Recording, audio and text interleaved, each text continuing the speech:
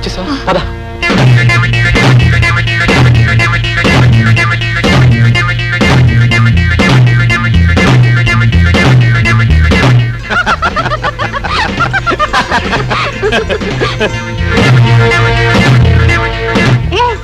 చూడు మీ రాజేశ్వరి రాలేదు. అవును. ఏ రాజేశ్వరి!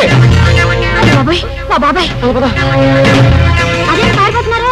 అవును పారిపోతున్నారు. పదా.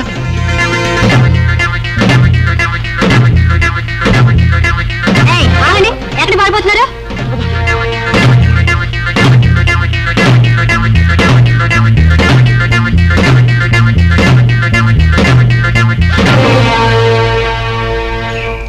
రాజేశ్వరి ఏమిటిది? ఎవరితో ఎక్కడికి వెళ్తున్నారు? చెప్పు. సొరకాయల మొహం ఎలాడేసుకుని నిలబడ్డావే చెప్ప. బాబాయ్ మరే నేను ఈ రాంబాబు ప్రేమించుకున్నాం. పెద్దవాళ్ళు ఒప్పుకోరని భయపడి అందుకని లేచిపోతాం సార్. వారిని బెండకాయ అంత లేవు మా బ్రహ్మణ గారు అమ్మాయిని లేకపోతా. కస్తూరి ఏమయ్యా, నువ్వు నిజంగా మా రాజేశ్వరిని ప్రేమిస్తున్నావా? పెళ్లి కూడా చేసుకోవాలనుకున్నాం సార్. అయితే లేకపోతావా? చూడమ్మా రాజీ, పెళ్లి చేసుకోవడానికి ఇది కాదమ్మా పద్ధతి. అన్నయ్యతో నేను మాట్లాడతానుగా. నాన్నగారు చంపేస్తారు బాబాయ్. చచ్చా, ఆయన ఏమైనా పెద్ద పుల? నేను మాట్లాడతాను. అన్నయ్య, మన రాజేశ్వరికి కుర్రాడికి పెళ్లి చేసి నేను మాట్లాడతానుగా. నేను చెప్తాను. ఆయన మీద పడి కలుస్తాడా? పదండి.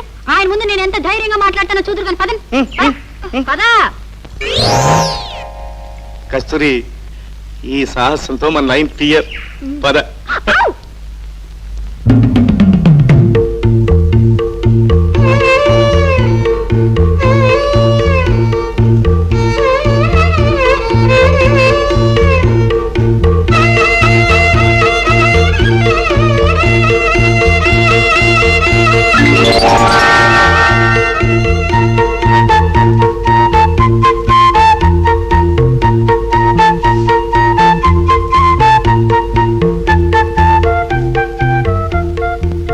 నాన్నగారు మజ్జిగ తీసుకోండి. ఏ వయసులో జరగాల్సిన ముచ్చట ఆ వయసులో జరిగితే బాగుంటుంది కదా. దానికి వయసేమంత మించిపోయిందిలే బాబు. మన పిల్లలు మనకు అలాగే కనపడతారండి. పిల్ల తల్లులు కూడా మన పసిపిల్లలాగే కనపడతారు.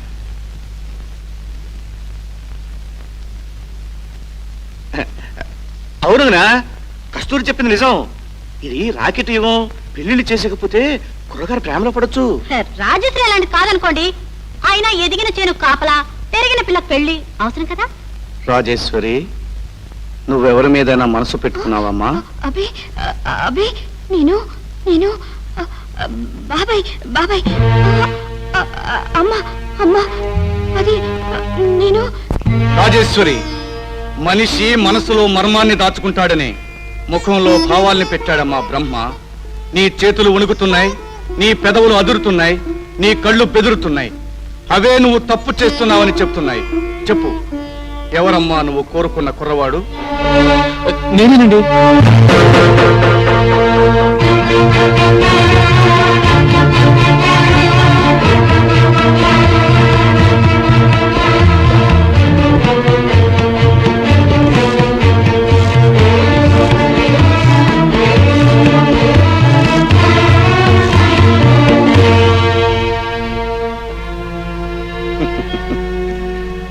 మావయ్య అని నీ చేత పిలిపించుకున్నానే కాని కన్యాదానం చేసి మావయ్యను కావాలన్న ఆలోచన నాకు కలగలేదయ్యా.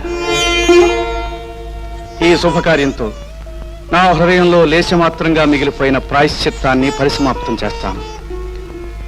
వచ్చే మాసం 14వ తారీఖు బుధవారం రాత్రి 10:50 మృగశిర నక్షత్ర సంయోగంలో శుభలగ్నం ఉంది. ఆ ఘడియలో రాజేశ్వరిని ఇల్లాలవుతుంది. అయ్యో